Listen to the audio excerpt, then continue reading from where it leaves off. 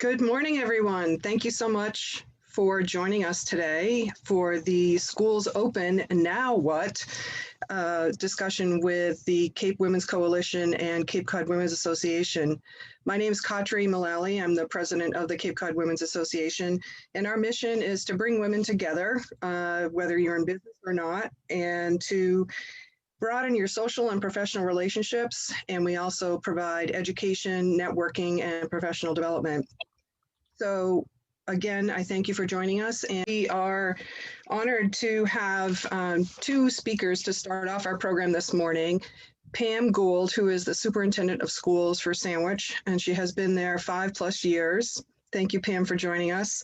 And also Cindy Horgan, who is the executive director of Cape Cod Children's Place in Eastham. Cindy.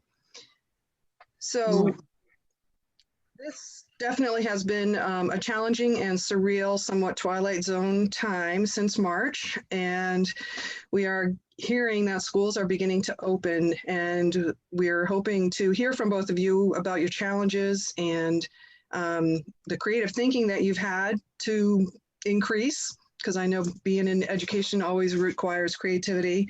So we just have a few questions, and we have some parents who will be speaking later as well from their perspective.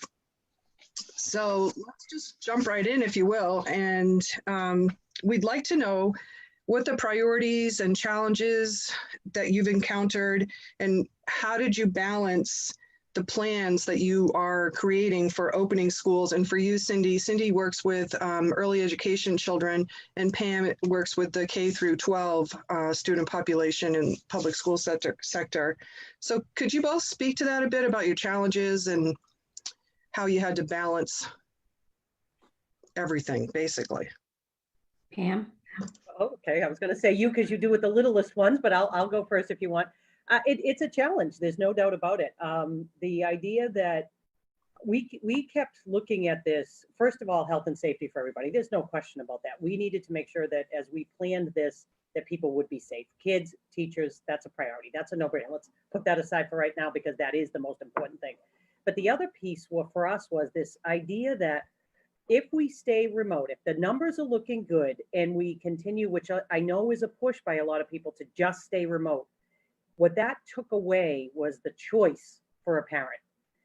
And there are some parents that do have to work. They're required to work outside of the home. And this has been certainly a significant inconvenience to them. So our whole premise was, if there was a way that we could create an opening that allowed the parent to have that choice, and we did it safely, it may not last forever. We know that too. We know the numbers, but we're very lucky right now in Sandwich. We're on our second week with 0 cases of our residents. That's huge. It shows that the community is doing it the right way. They're taking this very seriously. We understand that there's visitors that could be coming in and that might have their own issues, and they're not being tested as accountable in Sandwich, but 0 cases is pretty impressive. So we just continue to look at it this way, and it was a significant team effort. We have a reentry task force group that is made up of administrators, school committee, parents, teachers, obviously, support staff, kids. We have students on it. And it was a way we processed a lot of information. But I will echo, and Cindy's, I'm sure, going to say this exact same thing. Literally nothing we've trained for ever in administration prepared us for this summer that we've had right now. And I think that's important for people to know, is that every single thing that we're doing to open a school year, literally everything, even how we're going to walk the kids to the bathroom is different. And we're having to plan for that on a very short amount of time with an ever-changing situation. So that's from our side, K to 12, what that will look like. And I'll turn to Cindy, and I'm sure we'll jump back and forth a little bit, but she's got it at a little different perspective. Thanks, Pam. The early education process is quite a bit different.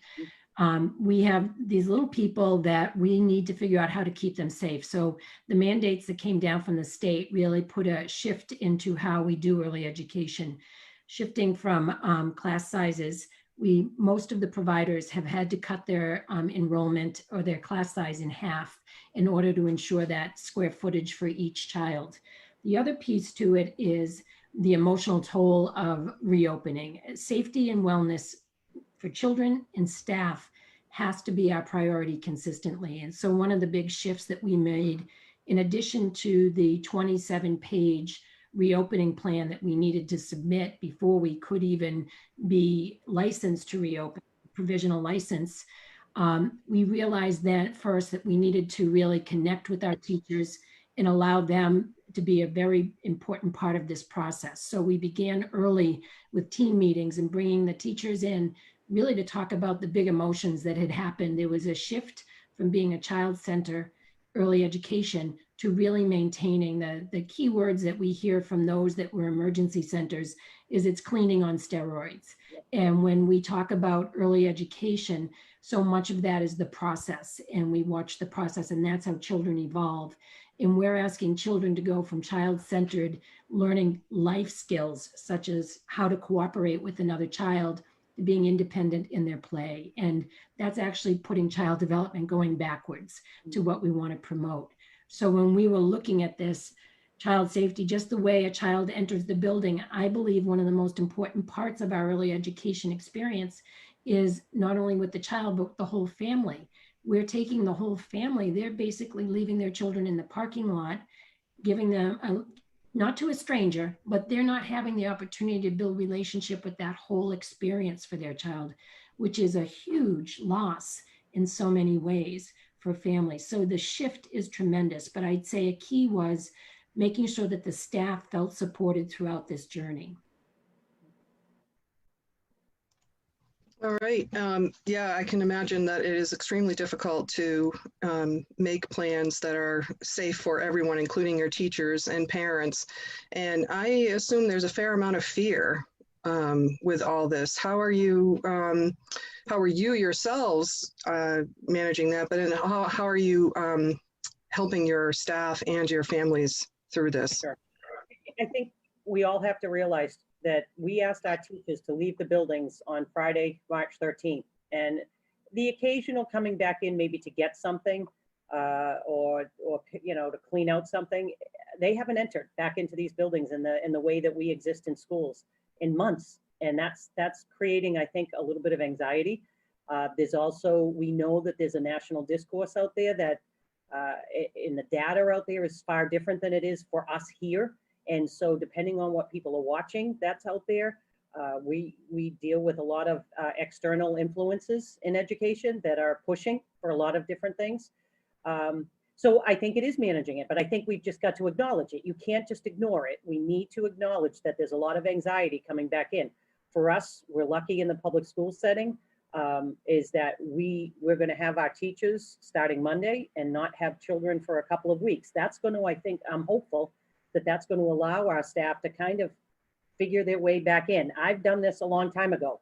So I'm past that point of that anxiety, of that fear that every time I walk in, I'm going to get sick. And that's not happening because I take the precautions and we've set up the precautions. So they just need to feel that, just like our parents do when they're going to be sending their children, that we have created an environment that's as safe as it almost possibly could be, that we are cleaning like crazy. And I can't minimize, and I don't ever want to minimize the anxiety of people are feeling, but we know human behavior too. And I think that part of that is fighting through it and dealing with the staff that physically can't come in. We have that certainly, and they may or may not be able to attend our sessions, and kind of going through that. But I think that acknowledging it's there is the biggest thing for us anyway in K-12. And I think for us in the early education field, I reflect back on what I said earlier regarding the requirements, so that we are really enrolling at half capacity. However, we made a commitment to enroll every one of our families that was with us when we closed on March 13th. That being said, we're going in with an abbreviated schedule. So the days of that 10-hour day, we're not going to have that for a very long time. And one of the benefits when we're dealing with the anxiety of our staff and the stress is it is going to be a shorter day, because their mental health will not be able to sustain those long days in this early education field, especially when we're struggling with little people that may not want their mask on, and how we're able to really support that whole child. So the whole shift here, as far as the anxiety, I'm a firm believer that family comes first in this organization, and that we need to be able to really practice self-care. And how do you do that? It's something that we have always talked about a great deal, but I'm not delusional to think that not only are the children and families coming to us, and I call it bathed in trauma, but so are the teachers. And how do we respond to that with consistency, with relationship, with showing up?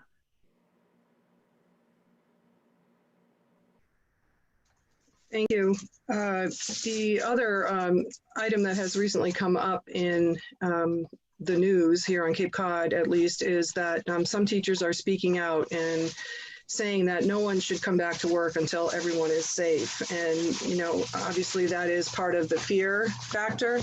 And I'm wondering, what do you think that's going to do? Or do you think that is going to really gain some momentum, or what?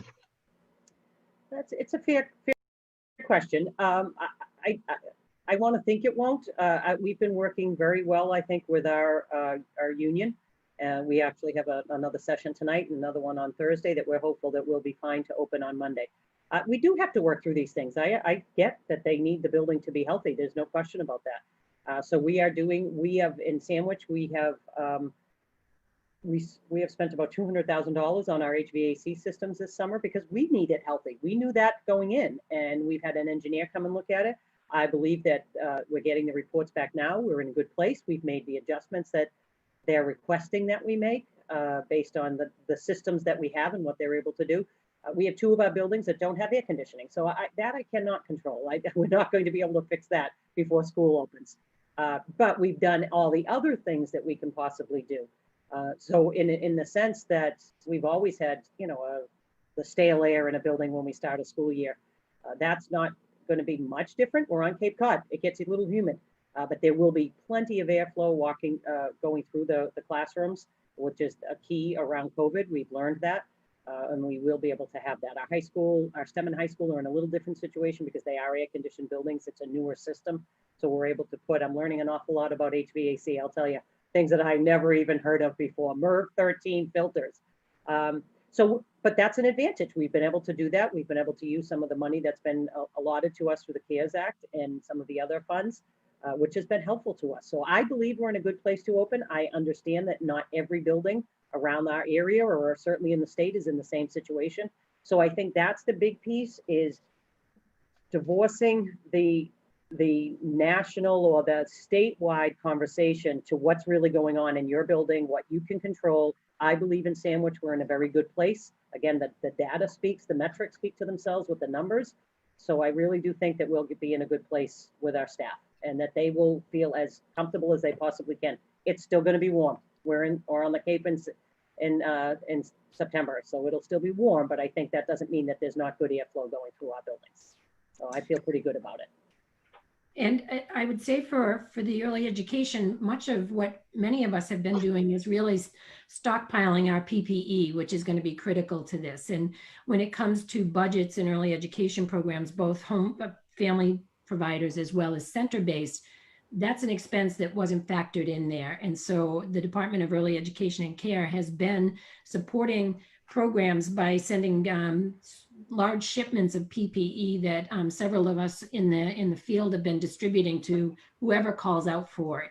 That's a huge part of it. I can tell you from this organization, a lot of our PPE in preparing, we were accessing chemicals and some of the products that we truly need, we can't get our hands on, in partly because some of the ingredients come from China, and we've decided that we would not play nicely, or however. I'm not going to get into that part of the conversation, but the PPE is a critical part of it. And the other part in this early education field, from an economic place, the impact on centers is huge, but many of our staff often are living in these really vulnerable dynamics. They may have an elderly parent that is also part of their equation, or they may have a child themselves that they're trying to figure out how to navigate the public school system with them. So there's many layers to this field when we talk about reopening safely. And the biggest thing we've done is to be as prepared as we can with our PPE so that everyone feels that they're well equipped entering into this. And I'm lucky in my building, we do have a new HVAC system. And so we've been checking that out as well. But when you're close to the seashore, you open up the windows and you get some really great breezes happening there. So that's one of the positives for us as an organization. All right. And you both have talked about the financial factors with a $200,000 bill on HVAC systems and with PPE, unexpected expenses for the early education centers. And this has obviously affected everybody, in the world. But what type of, you both mentioned a little bit about assistance that you've received from the state and the government. What kind of assistance did you get when developing plans for opening or getting through the last 5.5 months? So from a town's perspective, there were kind of three pots in a sense that we were working with. One is that the town received a set of money via the government with the CARES Act money. We received another smaller version of that, which was based on Title I. And a lot of us have Title I. We're not significantly huge for Title I, but we got a portion of that. And that's allowed us to, we are going to have to purchase some staff. There's some different areas that we need more custodial work. We do need a couple more teachers to ensure that we can run the system that we do to make sure we're meeting the criteria that's set out. Little things that you've not thought about before, we need bus monitors because we now have students that are on buses, half the student population, but they're required to wear masks, understandably so. We cannot have our bus drivers trying to drive and make sure that all kids are wearing masks. So that's an expense that's come up. So we've been able to kind of incur that through some of that money. And then the final pot that came in was this, I forget the exact name of it, but the initials, a CVRF fund.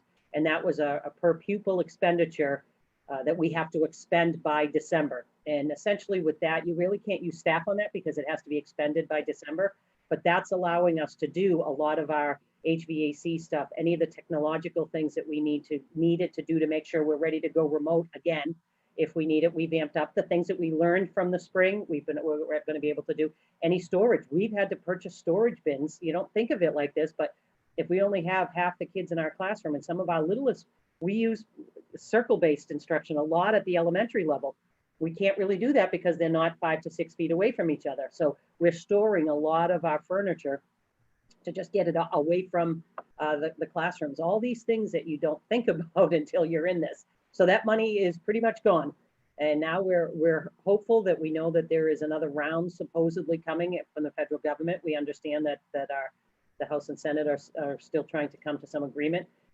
But it has been desperately needed. I can't even imagine doing this if we were not being supported by the federal government to this point right now. And we don't get as much as others, and we get more than some others. So it's a beast that's, when this is over, what that's going to do to us is going to be very interesting. But right now, thankfully, we're in a decent place to be able to open what we need. And we'll kind of go from there. But that's been significant, that funding. I don't know what the lower levels, what that means for you guys, Cindy. Well, it is a much different journey. So most of the early education centers and family child care providers are obviously private pay. So we've always been on the edge of the cliff is what I refer to. And now we have hit crisis mode. It is tuition based. Those that take state vouchers we're able to access different funds, but basically from the Department of Early Education and Care, we got a lot of mandates without funding with it. There was some funding that came through and some of us were able to access some of the CARES Act, which helped with staffing and things like that. But the impact financially is much different. As I mentioned before, we're not on a town warrant. We're not getting funded through a tax base. We truly are fundraising as well as tuition based. And so we should be paying very close attention because we are now entering a true crisis because centers that typically, if they ran just right at baseline, they just existed. And now most centers, and there's a general survey because of the change in enrollment, the expectations of PPE expenses and all of those, most centers are going to experience a loss between $8,000 to $20,000 a month, which typically that may happen in a year. There are going to be many centers that can only sustain that for just so long. And so in the institution of early education and care, we all should be paying very close attention to that we are truly in crisis, and not only from just the cost of running a program, but we have a workforce that is not respected and is not, most of which are not making a living wage. And so we're asking them to be the frontline workers, and they can't barely sustain their families themselves. So with all those different factors of the economy, the financial, the health and safety factors, you both have plans to open in the near future. Can you just speak to that for a minute, Pam? How are you, how is the public schools in Sandwich, how are they starting up? So again, the Mass Teachers Association had negotiated with the commissioner a kind of a 10-day delay in opening, which, to be quite honest, was very helpful to us too, because again, that'll allow our teachers to come in and get a little bit more settled. Typically, we only used to have 2 days before the students come in. So this will give us some good amount of time to assess the system that we've set up. Does it work? Let the teachers come in and see what's going to work, what they don't think is going to work. And then the students will come in. So what we've done is, one of our biggest priorities was trying to find a way that our K through 6, which are kids that can't just be home alone, that we could figure out a way to get them in every day. Not a lot of other districts are able to do that. So that was a priority that we put on, so that, again, those parents that do have to work have that ability to do that. So we have that at the K to 6, and our 7 to 12 is what we're calling a hybrid. So we'll split you into groups, 3 groups, for example. Group A will come in Monday, Tuesday, while Group B is remote accessing from home. So they're getting the instruction, they're seeing the teacher, they're just doing it from home, and then they'll flip on Thursday and Friday. So each student in those 2 groups will get to see their teacher live for 2 days a week. That was also a priority for us. And then Group C will be some of our high need students, some of our students on pretty significant IEPs, or some of our English language learners that need some extra and that don't have the support at home the same way that some of our other students do. So that was an opportunity for Group C. Will come in all days and get face-to-face instruction. And then what we chose to do, and I think Cindy talked about this earlier too, is a lot of the work, this is significantly different than anything our teachers were ever trained on. We were in crisis mode in March and April, and we did the best we could. And I think we did a pretty decent job in Sandwich. But there was work to improve on, and we need to make, if we have to go remote again, we need to be planned differently than we were in the spring. And so we're choosing to do Wednesdays of what we call an at-home learning day for students. So it's a little bit of an imposition on families, but the students will have been given a good amount of work. It'll be work from home, so maybe a little bit off the computer too, which is a good thing for all of us.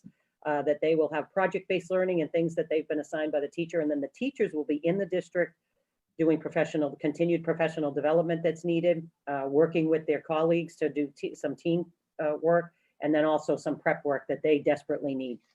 Because we're going to have to be ready on a dime. We might have to go remote again. And all the work that we'll be doing on those Wednesdays will be getting us ready to do that. So we're going to try to last as long as we can. We hope the numbers stay well, but we will be prepared to go remote if we have to again. So that's kind of what we've been focusing on. And we basically, as I mentioned a couple of times, because of the requirements, we're going to be at half capacity.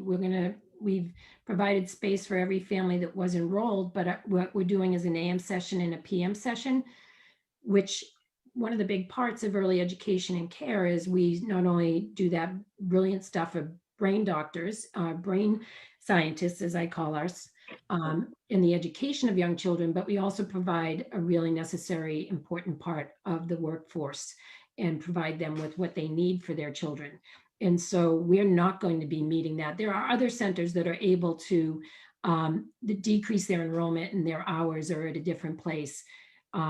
I've lost 8 teachers from our staff prior to, and we've been able to replace one of those positions during this time. So we're hobbling along in this reopening plan, but I believe what we'll be doing is really getting a good foundation of how to do this. And as we move forward, hopefully we'll expand our hours, but it'll be a while before we see a 10-hour day that supports that working family as well. And it really is about really mastering safety and wellness for both children and staff in this reopening plan. And I believe, Cindy, you said you're planning to reopen August 31st? Correct, yes. Okay, and then also Pam, the teachers are coming back next Monday. Correct.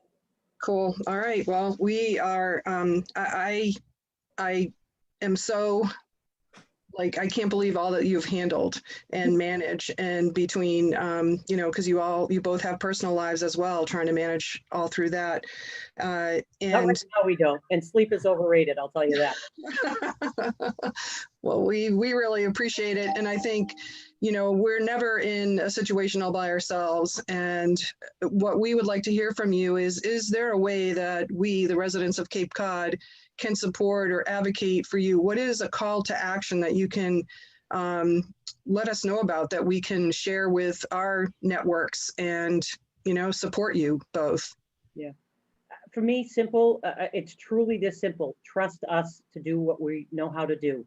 I know there's a lot of anxiety about there. I get emails all day from parents, and your child is your most prized possession in a sense. And I appreciate that more than anything. But we've been living and breathing this. We know what we're doing. And I want them to trust that if this is not going to work, I'll shut it down.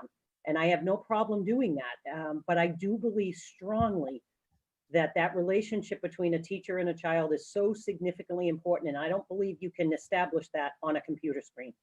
And we may not last forever face to face, but I do believe really strongly that if we can at least get a few weeks in with a face to face talking to our children and the teachers learning who they are, getting the kids back to a semblance of this normalcy, it will be different. We appreciate that. But seeing their teacher is normal.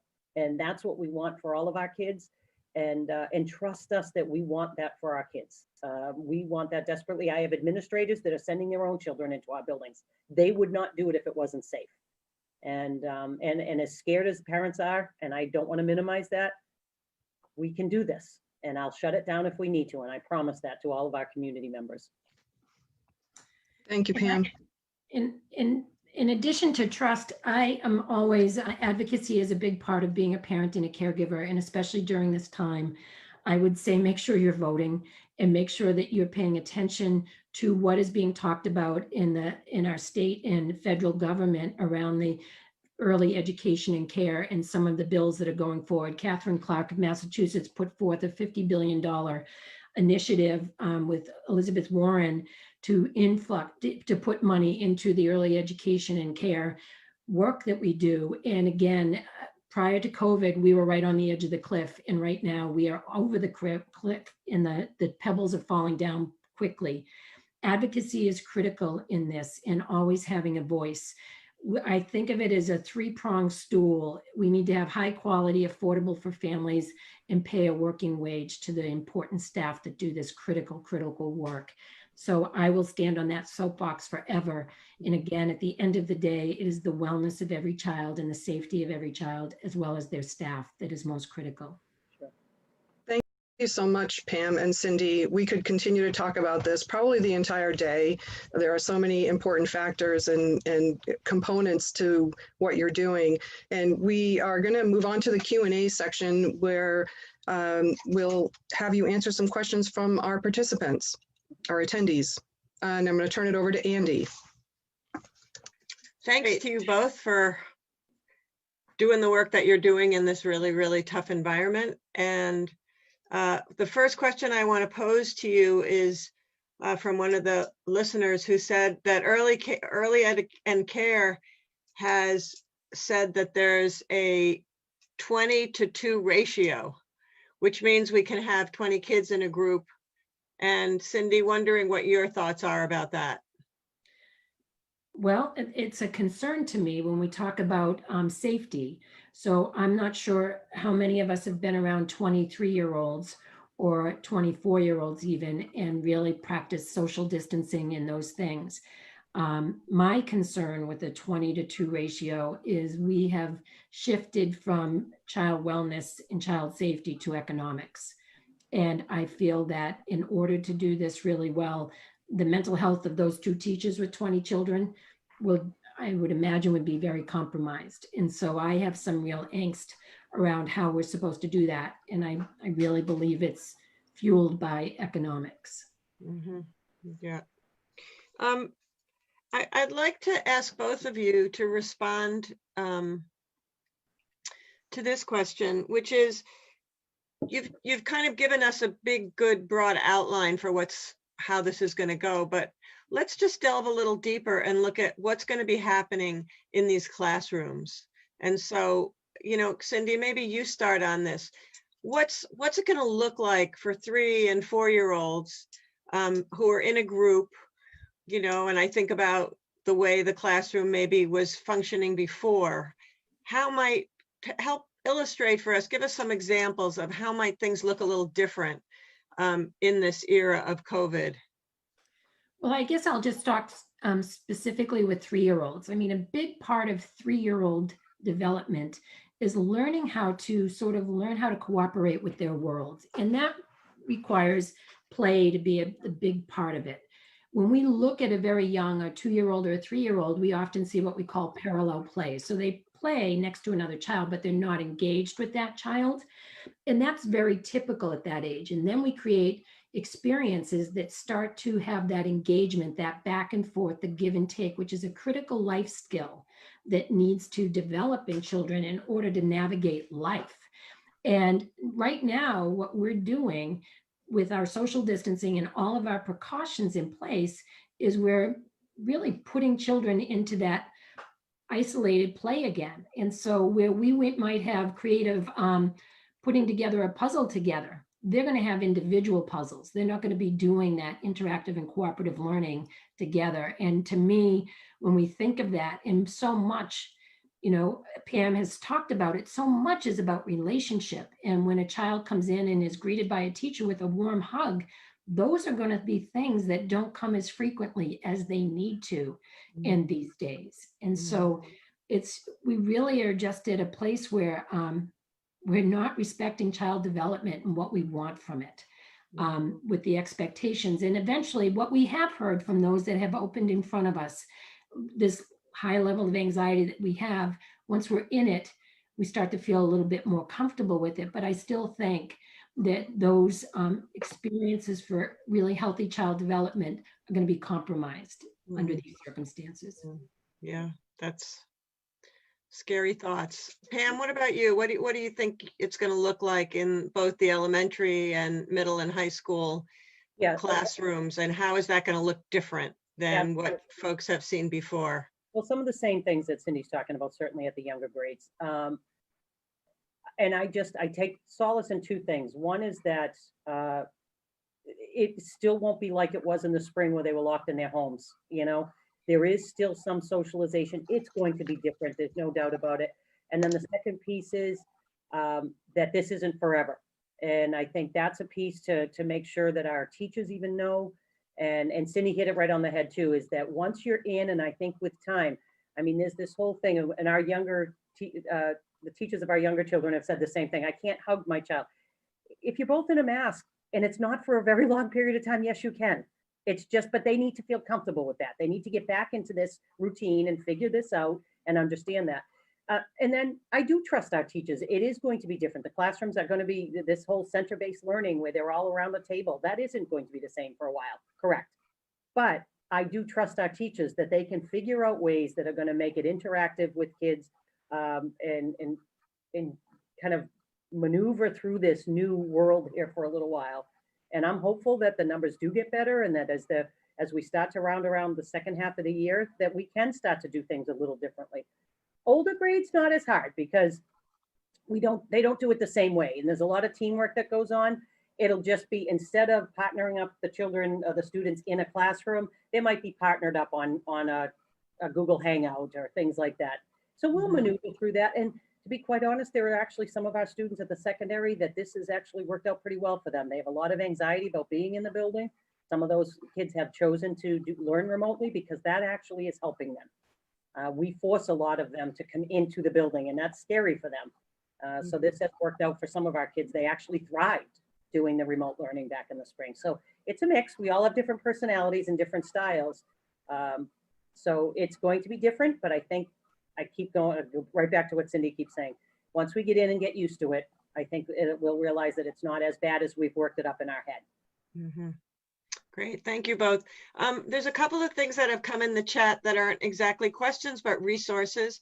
I'm going to just mention them briefly and hope that we'll be able to get these up on our website. One is just suggesting folks join the Cape and Islands Common Start chapter of this coalition, commonstartma.org, and they're working on broad-based solutions to early education and childcare crisis. They have a virtual town hall on September 9th in the evening to give testimony, and there's a web address. I don't know if everybody can see this or not.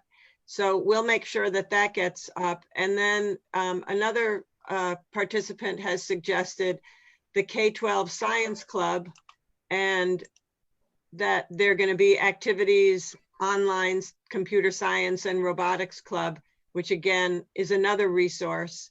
And so that's something for folks to know. So I just want to share those. Another comment from the chat is, first, a big thank you to both of you for all this work that you're doing. I think a lot of us listening are thinking, I'm glad we're not sitting in your seats. So the question is, how can those of us who have time to volunteer support from the outside? Is there anything that we can do to help? I think, you know, at this point here, when it comes to this work, we're really limited to how many people can be in the building. So when I think in terms of volunteers, if you have any access to PPE, bring it on. But most importantly, I think it's the advocacy piece and just being aware of, as far as volunteering, one of the biggest pieces I feel in our society is we need to have a cultural shift on being parent-friendly businesses and organizations. So if I was to ask for the bigger community, when a parent says, I can't come into work today because my child is sick, to honor that and not put them at risk of losing their job or losing pay. We need a shift in the way that we value families. And as far as volunteers, I just need everybody to get on the dance card with me and how we value children. Great, thanks, Cindy. And I anything that you wanted to add, Pam, on the volunteer question? Yeah, so same thing. I mean, anything that we can do, obviously monetarily, there's a lot of, we've purchased a lot of supplies, but any help, even the simple thing, less about the PPE, because I feel pretty comfortable with that, but we're having to purchase things that you didn't think about in an art class. Instead of having this, you know, huge collection of pencils and stuff for kids to draw on, we have to have separate materials for every single child because they can't, it's the touch, you can't be touching somebody else's things. And so any supplies that would be fantastic. But, you know, people that want to volunteer, feel free to reach out to the schools, because while we can't have people coming into the building to maybe volunteer to tutor kids or do some things like that, they certainly can do that remotely. We can arrange times for extra support for kids if they want to just give some time and do it on a computer. Not the best thing, I'd rather have it face to face, but it's a good substitute if people have that kind of time. Great. This is the last question we have time for. And just so if you could respond quickly, we know that there are many families that, one, don't have technology at home or who aren't tech savvy and, you know, can't really monitor their kids' internet learning. How can teachers, you know, how are we going to deal with this question? Are there ways to, are there ways that you guys are able to help families deal with that? And that's probably more of a question to you, Pam. Sure. No, absolutely. One of the advantages of last spring was we learned a lot about who has the ability to have the technology and who doesn't. So we've taken care of a lot of that. There were very few families in Sandwich. We're very lucky that didn't have the full-fledged internet at home. We were able to provide the hotspots that needed it. But we are also trying to limit the amount of platforms that we're using. For years, we just let teachers, they liked this one or they liked that one. We're limiting that because for parents' sake, they cannot learn every different platform a teacher has a penchant for. And so we're bringing that back down to Seesaw at the K-2 level and Google Classroom at 3 to 12. And then finally, we will be producing videos for our parents to get them a little bit more tech savvy. Now it's a video you got to know how to go watch online, but once you do it, we're getting you in-depth learning about our Google platforms and where to find things. Again, we did it quickly in the spring, but we'll do it much more thoroughly right now. So that's an area that we're working on. But all of our students, we're very lucky. We have the ability to make sure every single one of our students has a device that they can take home. Oh. Great. Yeah. Awesome. Thank you so much. Thank you, Cindy. Thank you, Pam. I'm going to turn this back to Katri to introduce the parents and hear a different perspective, perhaps. Thank you again, Pam and Cindy. And I'm sure we may have more questions that show up in the chat. And if we have a chance, we'll get those answered. There's so much to talk about. And it just, I admire you both and really would not want to be in your shoes either. So we're going to move on to the parent panel that we have. We have 4 lovely women who have agreed to share their experience and what their plans are for their children. And I would remind you that you can put your questions in the chat box and you can send them to everyone or just to Andy, and we'll have another Q&A session for those questions. So I'm going to introduce them individually, and I think they're going to pop up on your video as we introduce them. So Rachel Devaney, she is a freelance writer and photojournalist and has a 10-year-old daughter. Welcome, Rachel. Thank you. Jen Calvert McClure, she's a grandmother raising her 3.5-year-old granddaughter. She's a licensed social worker with the state of Massachusetts. Welcome, Jean. I think she'll pop up soon. Emily Weston is, hi Jean. Emily Weston is a mother of a 2nd grader and a kindergartner, a single mom. She's a nursing student at Cape Cod Community College, having received a Wilkins Scholarship. And she's also working part-time from what I understand. So she's a superhero. And then we have Michelle Woodbray, who is from West Barnstable. She is the Chief Executive Officer of Two Sisters Senior Living Advisors and a parent with an elementary school student, 7-year-old girl who's going to be going to a new school instead of public school. And I just wanted to note that Rachel lives in Onset and Jean is in Pocasset, I believe, and Yes. Emily lives in Mashpee, and Michelle, as I said, is in West Barnstable. So thank you, ladies, for taking the time out of your busy schedules, I'm sure, and managing the household as many of us moms do. So we, by way of introduction, we would love to hear a little bit about yourself and your work situation and how your family composition is and what your unique situation or challenge has been and continues to be during this COVID pandemic and school opening time in the world. So Emily, would you like to start? Sure. So I'm a medical assistant. I am also a single mom of 2 kids. I got divorced a couple of years ago and we kind of relocated. We moved back in with my parents. They're both in their 60s. So with everything going on right now, we're trying to be extra careful about that. So they're going to the Casey Coombs School in Mashpee. My daughter will be going into kindergarten. So this is her first real school experience. And my son will be going into 2nd grade. And I guess as far as unique challenge for me, it's entering my last year of nursing school during a pandemic while homeschooling. So that's been hard, but I'm happy to be here today. So thanks for having me. Thanks, Emily. Rachel? Hi, everybody. My name is Rachel Devaney, and I have a 10-year-old daughter. She will be attending Wareham Middle School, going into 5th grade. Initially, for this year, we had discussed doing the hybrid learning. Wareham Middle School has offered hybrid as well as complete remote learning from home. So in that way, we're really lucky. I am, in addition to being a freelance writer and a photojournalist, I'm also a caregiver for the Alzheimer's Family Support Center of Cape Cod. So at this point, I am working full time. But I do have a really solid support system, which includes my partner who owns his own business. So his schedule is flexible. And my mother, who is going to be 69 this year. So she has had breast cancer. So she is a high risk individual with COVID around. So, you know, that is definitely concerning when thinking about what my daughter's needs are in terms of her education.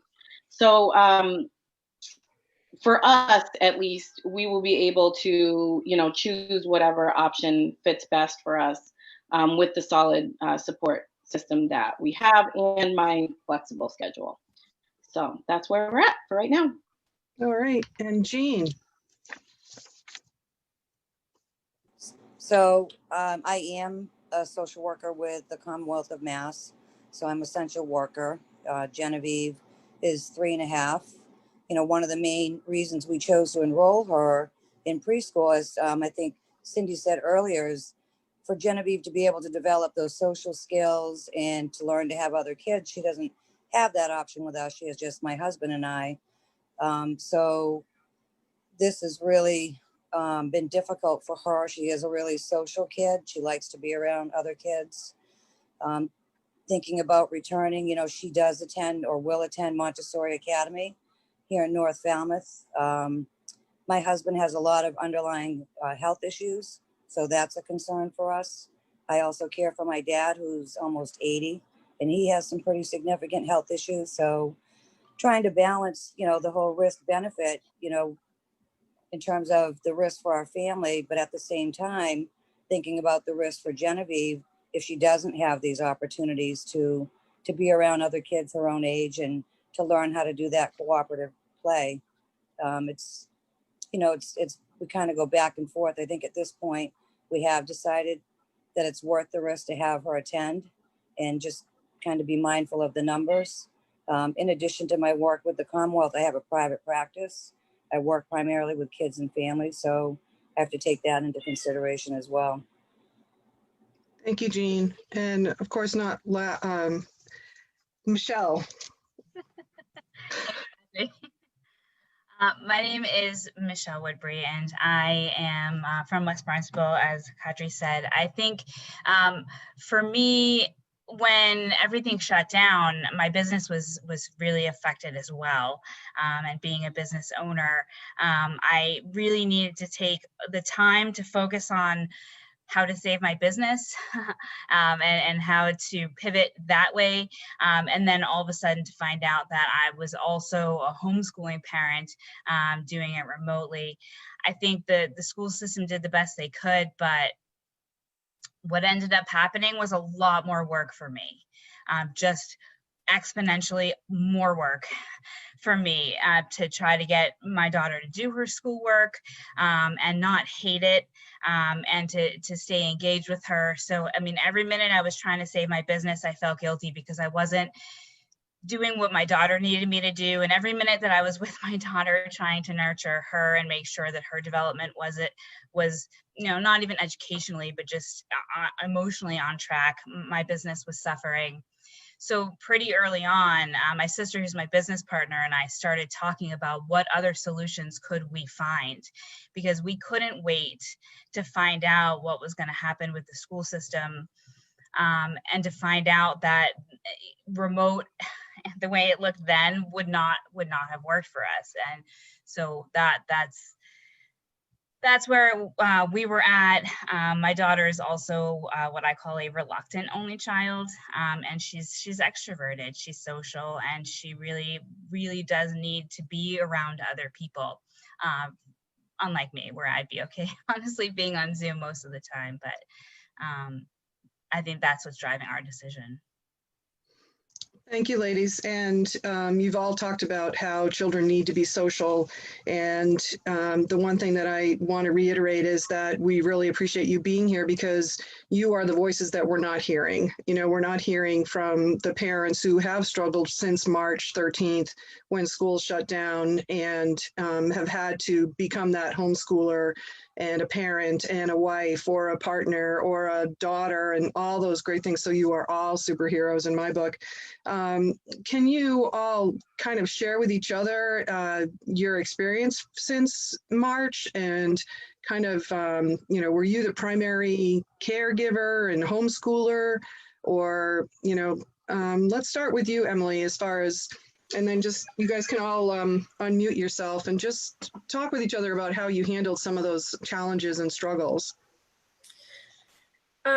So kind of what Michelle said, for me, working on balancing the schedule between, so my daughter was in preschool last year, so it was, for her, it was kind of, she was missing out on the socialization, but I have two kids, so they were able to, get along with each other and get that socialization sort of that way.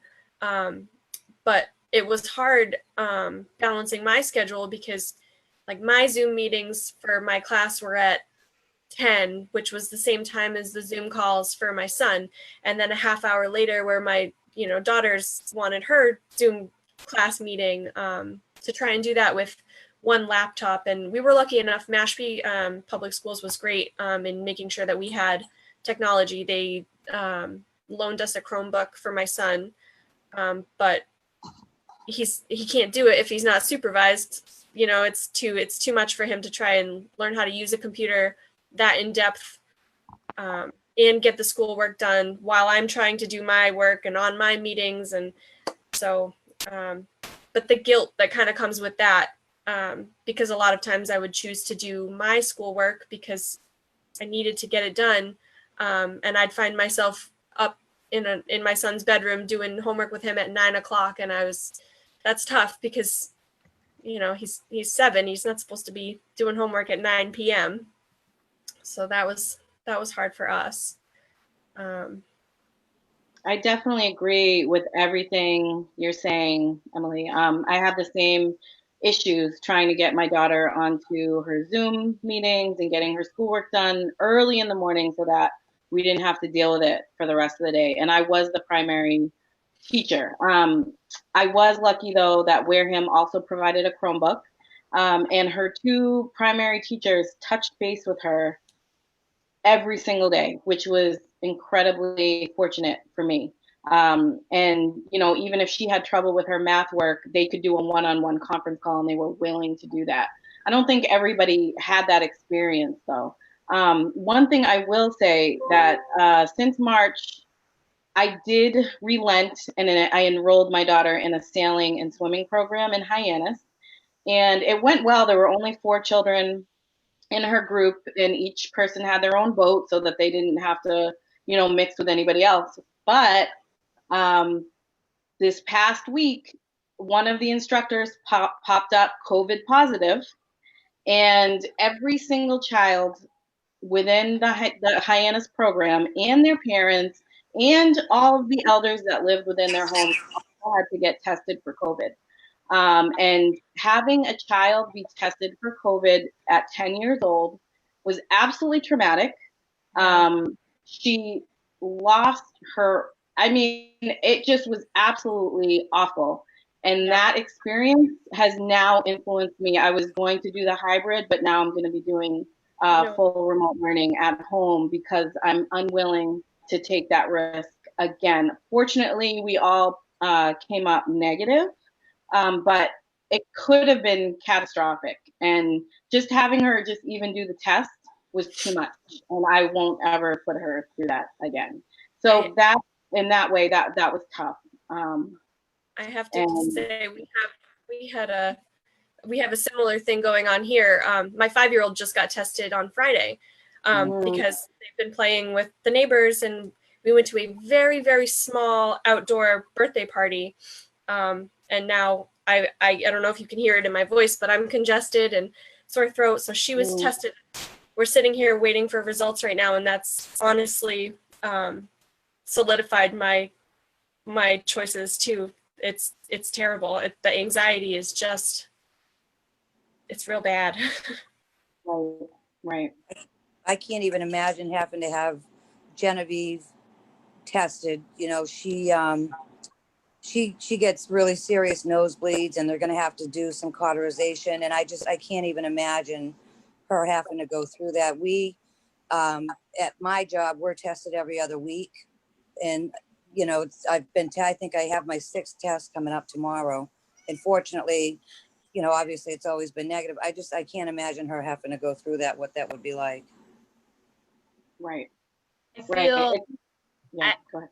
I feel like I'm a little nervous because, well, so I sent my daughter to summer camp, which ended this past Friday. There were 4 sessions and they did it very differently. It was a camp in Marston's Mills. They did it very differently than most summers. And she was in a group of 10 kids with the same 2 counselors, and I didn't interact or whatever. But like every summer we get a summer cold. That's just what happens. There's a summer cold. And I was like, I was waiting for it. Like, what week are we going to miss this summer? And it didn't happen. You know, knock on wood, it's complete. But I feel like we need some of that. Like we need to expose our immune systems to some things to keep them being built up. And so my fear there, in addition to my complete inability to be a homeschool parent, even with the best possible support on the other end, I think that I want to take a risk. I want to take a managed little bit of a risk and allow her to be exposed to some, again, controlled risks as best we can. But even as I say that, I have parents who are older and are in a senior living community that is still sort of on lockdown. And they're still, I mean, it's a very difficult thing to be in and even disagreeing with myself sometimes. But I think I'm not alone. And a lot of us disagree with ourselves many times a day. Yeah. Right. I tend to agree to a certain degree. I'm less concerned about my daughter and I contracting COVID than I am my daughter or I passing it on to my mother. Yes.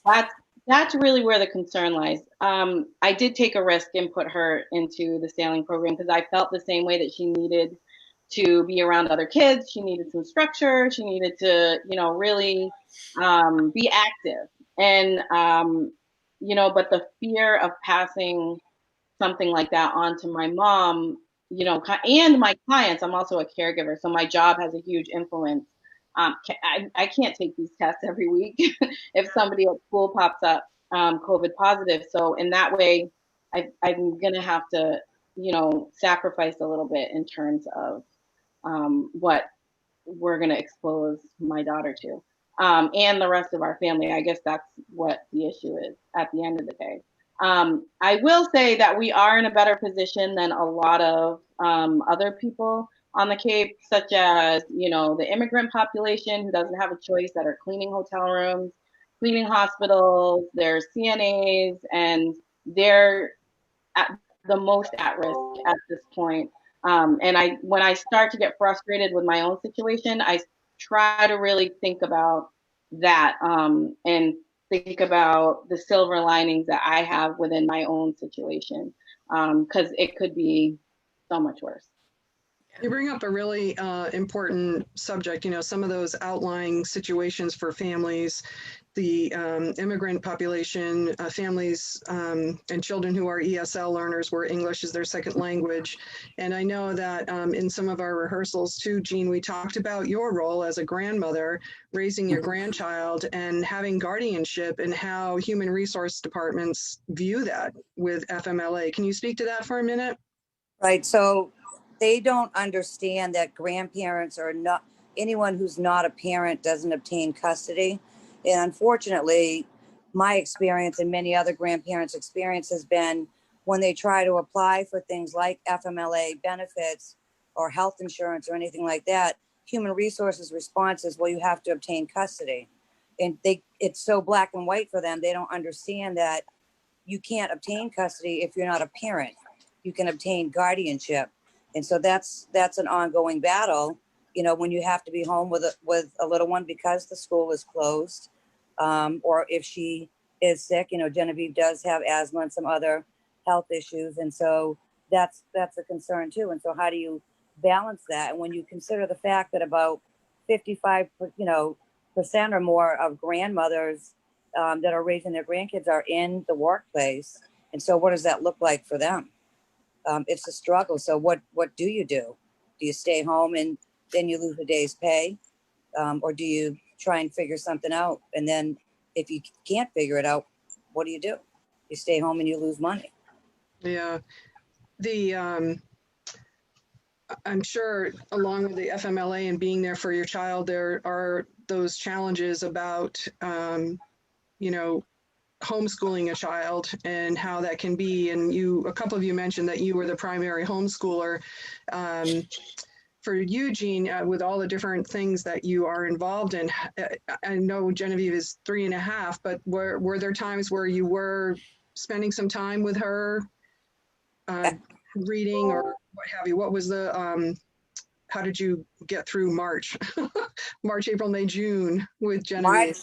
March was difficult because our routine changed. And, you know, she was feeling the change too, because she kept asking me, can you stay home with me today?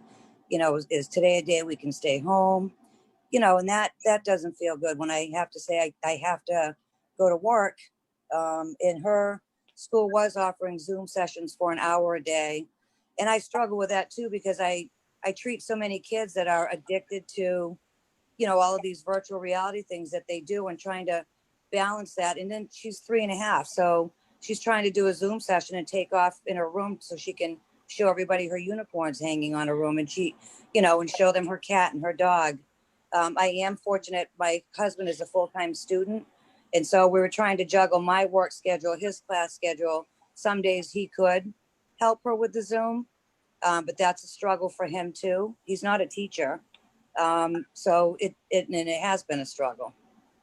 And even, you know, today she knows I'm home. So she said, is today a day we can stay home together? And I said, well, later we can stay home together. So, and she's not normally a clingy kid, but that's changed quite a bit, you know, since all of this started.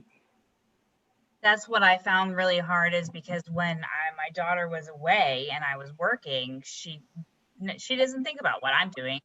But if she's home and I'm home, she doesn't understand, well, why can't I spend time with her? Why can't I be working? And I'm in my office and have the door closed and I'm telling her to go away, and she doesn't understand. I'm working. Just because you're here doesn't mean I can't not get my work done.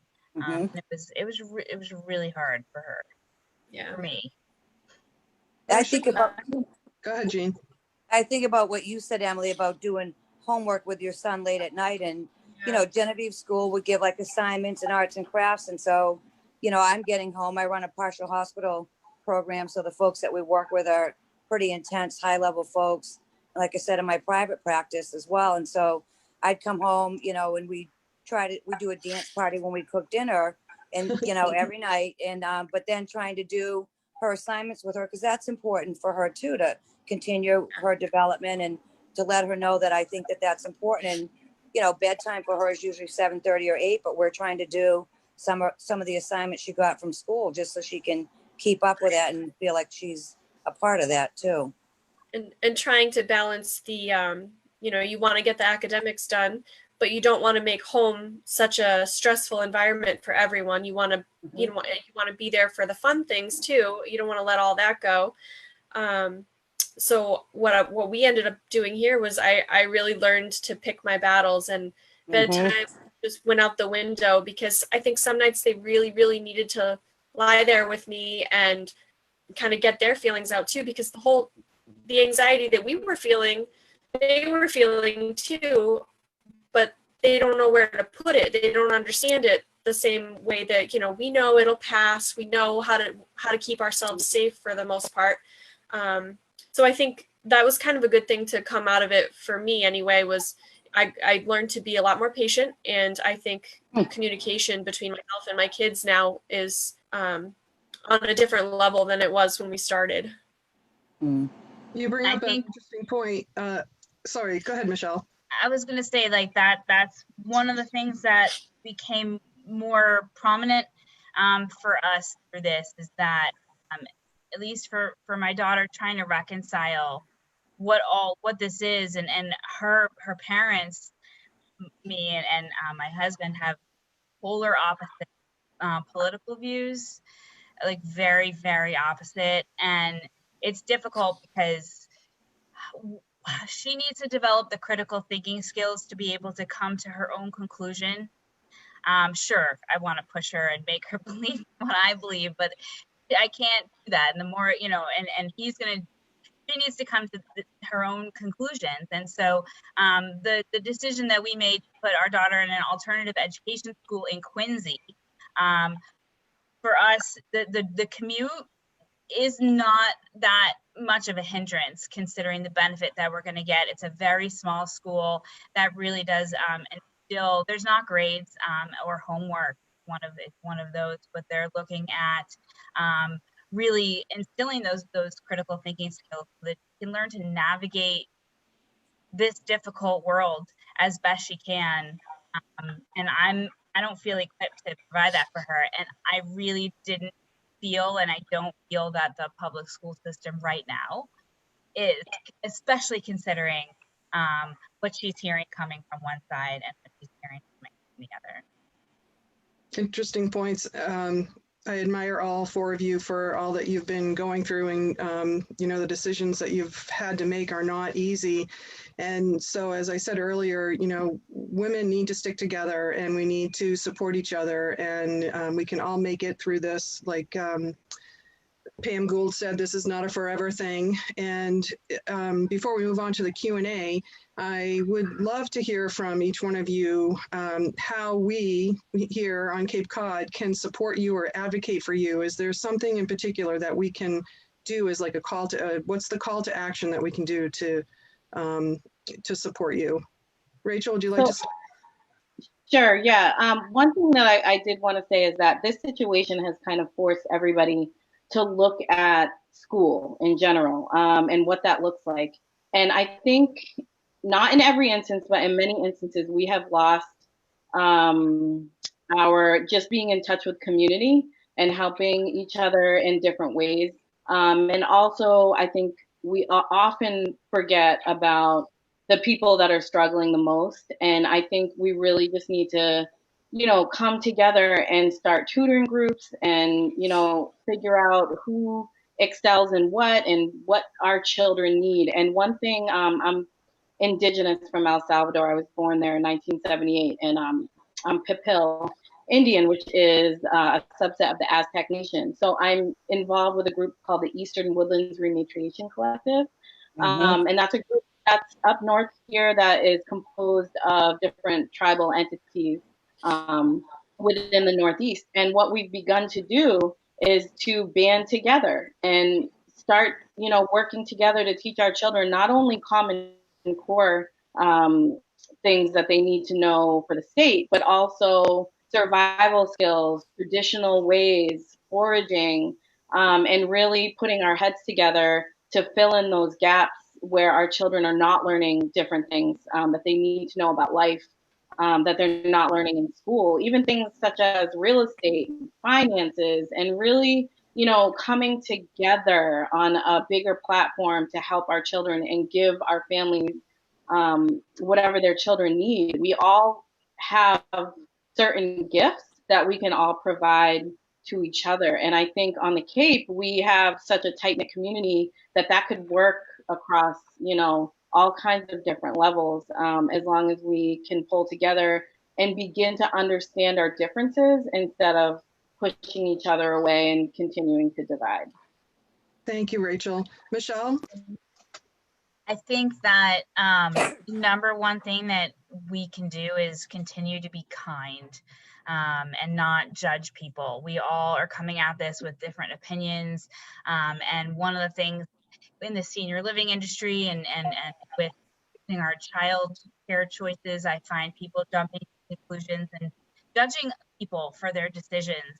And I feel like none of us really know what the right answer is.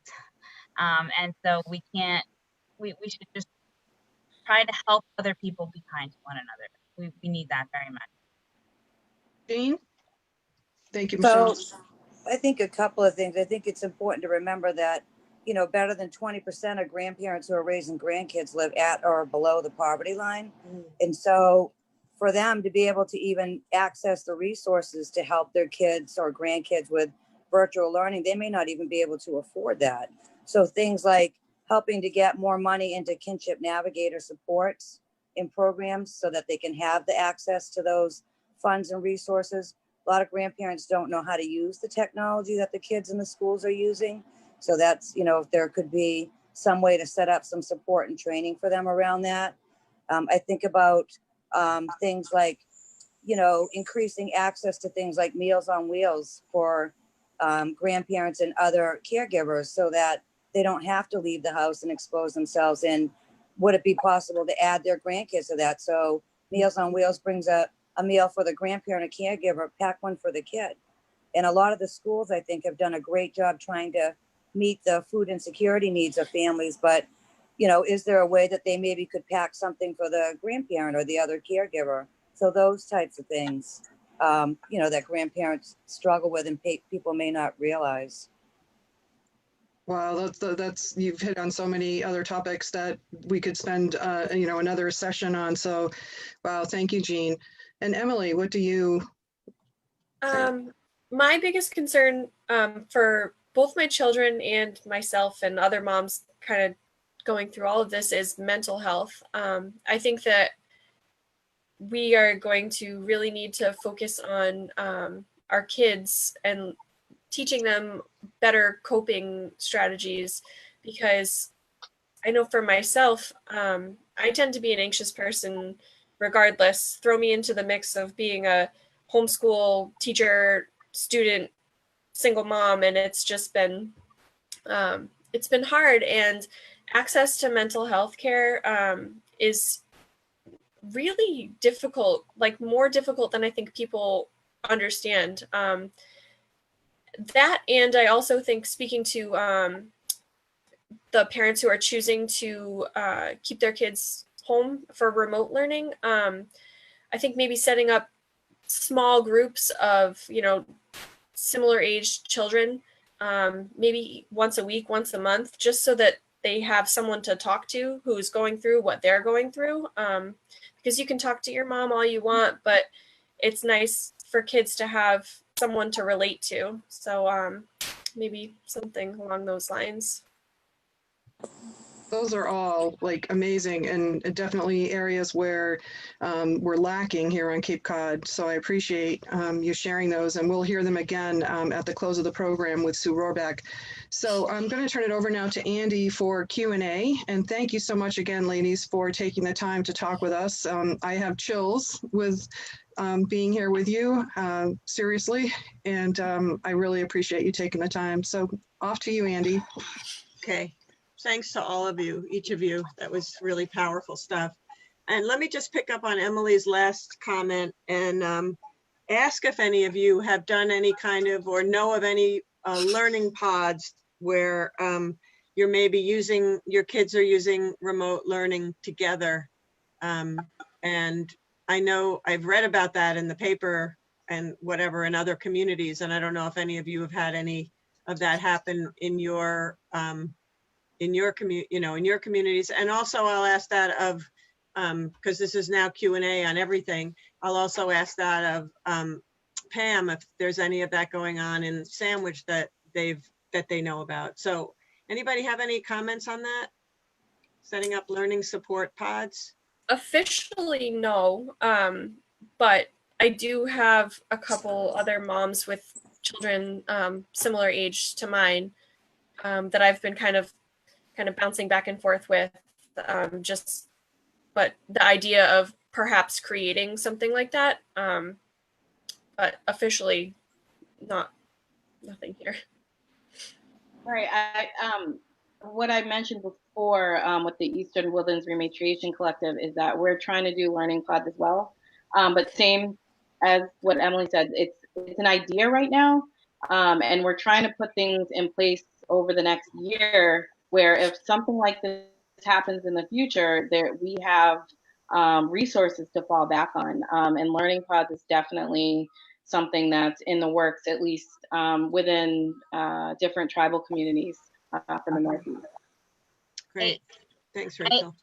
That's what we set out. My sister and I sort of set out to try to form. Like, wouldn't it be cool if we could find a couple of other moms that were on the South Shore? Now I can work. I have an office here in my home, but I can work from her home too. And we looked for some other parents. This was before the term pod started becoming a thing, and that's when we stumbled upon this school. So technically, that's what we were doing. There's a group of 10 kids. And their ages 4 to 10, and they're going to be going to school together. They have a teacher. It did just officially become a school, so it's not a homeschool pod, but it could have been. It was right on the line. If they weren't approved at school, we would have been registered as a homeschool pod. That would have been a little bit more work on my part, I understand, but I've only committed to this program. I mean, I would for a year, mainly because of the commute. I would like to see the formation of things like this closer to the Cape, where I won't necessarily have to commute to Quincy every day, but that is the concept that we've chosen for my family. Great. Any other comments from anyone on that question? So grandparents raising grandchildren is a group that Bev has put together, and that they have a lot of great resources for grandparents and grandkids as well. Great, thank you. And Bev, I don't know if Maggie can unmute you so you can share about the CFCE and how they're connecting families and kids. So Maggie, if you can unmute Bev Costa-Ciavola, she can speak to that. I don't know if you can. Hi. So actually, Cindy could probably speak to this better than I can, but the CFCE's Coordinated Family Community Engagement, there's one in every area. So Cindy's organization sort of covers from Barnstable, I believe, down through Provincetown. Here on the Upper Cape, we have the Coalition for Children, which does Falmouth and Mashpee. And then you have Lauren Malillo in Sandwich. And I'm blanking on the woman's name in Bourne right now. But what they've been doing tons of online activities for younger children, things for parents to get their kids involved with. And so if you're not familiar with your CFCE, you should be. And you could contact Cindy, or you can contact myself for the contact information for your particular CFCE. Great, thank you, Bev. Pam, I think I might have cut you off and around the pod issue, you had something to share? You're fine, you're fine. I have heard, I did catch wind of a few parents that have talked about it in Sandwich, and I know there's a private Facebook group that has been started with parents that are choosing the remote and potentially looking at that. I caught wind of that. I haven't had actual conversations with anybody, but I do know that there is something that some parents are looking at. More for the socialization. So I have a question for everyone. I'm just thinking this, my notes or my subtext of this conversation has been about balancing the risks and the benefits, and also sort of work and children and the balance between the two. But and the stress and the anxiety and the fear and the trauma. But I want to just shift this a little bit and ask for any of you to comment on what we might call any unexpected positives that have come out of this very, very difficult time. Any silver linings, anything that you could share that's like unanticipated things that came up that you think, you feel positively about. Just curious if that's the case. I think one of the things that is coming from this, when we talk about trauma and we talk about wellness, really a lot of life experience is about building resiliency. And I think that we have been thrown a curveball, which indicates that we had to become flexible. And for many of us, being inflexible actually kind of got us stuck in many parts of our life. But we've had to become flexible and really gain a sense of perspective in what really is important and what is what is critical right now. So we are building resiliency in the most difficult times. Resiliency doesn't grow when it's easy. It grows when it's a challenging moment. And that's what's happening in this moment for us all. Thanks, Cindy. Anybody else want to share anything like that?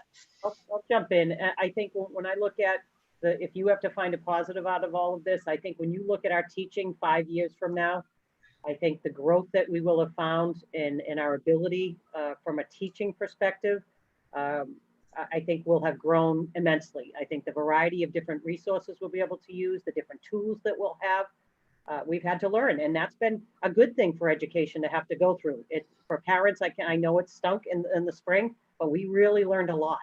And I think we'll be able to take that. The training we've done with our staff this summer is going to change teaching. And we're kind of excited by that. Any final comment on this question from any of the parents? Sure. Oh, sorry, go ahead. No, you go. Okay, I was gonna say, one thing we kind of talked about before, a silver lining was that the different projects that, the kids are working on at school, a lot of the school, it doesn't teach a lot of Black and Indigenous history. And the projects that were assigned over Zoom with their teachers, we were able to have a little bit more hands-on control over, what my child was focusing on. And we were able to talk about, different Black leaders, not only within our own communities, but also, on a broader level, on the civil rights movement. We were able to talk about African history, about, West Indian history, and also Wampanoag history, because we are a Wampanoag household. So, that having that a little bit more control over what she was learning was actually a silver lining and something that we were able to bond over. And it also empowered my child, who is a Black child. And that was awesome. So that was a really good thing for us. Thank you. I'm going to have to close the questions right now. So that was a really great last comment. Really inspired me. So thank you, Rachel. Thanks to all of you. And I'm going to, I think, turn it over to Sue Rohrbach, the chair of the Cape Women's Coalition, to close us out. Okay, excuse me. I have figured out how to, there we go.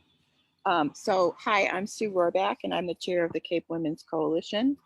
I just want to thank everybody. I'm going to start with Katri Mullally and the Cape Cod Women's Association for partnering with us on this this morning's event. Thank you especially to our speakers, Pam and Cindy, Jean, Rachel, Michelle, and Emily. Just, you were fantastic. And I feel like I understand this whole issue so much better from a lot of different points of view. So thank you. And also thank you to Maggie French, Andy Genser, and Courtney Butler for being our technological people. The Cape, also this will, the program will be on our website, on the Cape Women's Coalition website, and Katri, I'm guessing it will be on the Cape Cod Women's Association website. So if you think that if you have friends that you think might be interested, they can access it there. The Cape Women's Coalition is an organization that focuses on women on the Cape. We work to try to get people more involved in civic life on the Cape, from running for office to going to town meeting to working on an issue that is important to you. And to that end, we have a monthly, or we used to have monthly breakfasts. Now we have Zoom events like this, and we have an annual International Women's Day breakfast. So check out our website. You're all, welcome at any of our events. The Cape Cod Women's Association is going to have a follow-up to this event on the 15th of September from 9 to 10:30. There'll be more information about that on both of our websites. And the Cape Women's Coalition next event is on October 15th from 9 to 10:30, and it's on food insecurity, which interestingly enough came up during the discussion today. So I just wanted to go over some of the action steps that people have mentioned. Pam talked about trust and how important it is to understand that the people who are running schools or running programs have worked really hard and truly believe that they can do what needs to be done to make the kids and the teachers safe, and that they'll close if they need to. Cindy talked about the importance of parent-friendly workplaces, that kids need to be able to stay home. Parents need to be able to stay home with sick kids, and we all need to talk about that and emphasize that when we're talking to employers and others. Cindy also talked about voting and how important that is, and being an advocate for paying a living wage. Also to keep your eye out on legislation at both the state and federal level, particularly a bill in Congress for funding for early education and care. The parent speakers, the thing that had come to my mind before they started talking about what the action steps they recommended was different strokes for different folks. Everybody all the parents approach this whole thing a little bit differently, and it's really important for people to understand that and to support parents in their whatever decisions they make for their kids. Rachel talked about looking at the school and the community and how people can help each other to give our children what they need, not only in school subjects, but in life skills. Michelle talked about continuing to be kind and not judging people for their choices, which goes back to different strokes for different folks. Jean talked about how 20% of grandparents raising grandchildren are at or below the poverty line. And so those people need more in the way of kinship supports and training. Food insecurity is an important issue for those people. And Emily talked about mental health and how we'll have to focus on our kids and helping them learn coping strategies and work on better access to mental health. And the need for small groups of children for home and for homeschoolers, learning pods. So there are resources out there. Let's all try to get as much of that information out to as many people as possible. And just in closing, there will be positives as we look back. And one of them is that this whole COVID-19 pandemic and children and schools and parents have brought so many issues to the fore that are really important and need to be at the top of our list for things that need to be done. So thank you to all, and we'll see you again, we hope. This is Maggie. I just want to put at the last screen are some of the resources that were discussed today and links to them. These will also be on our website.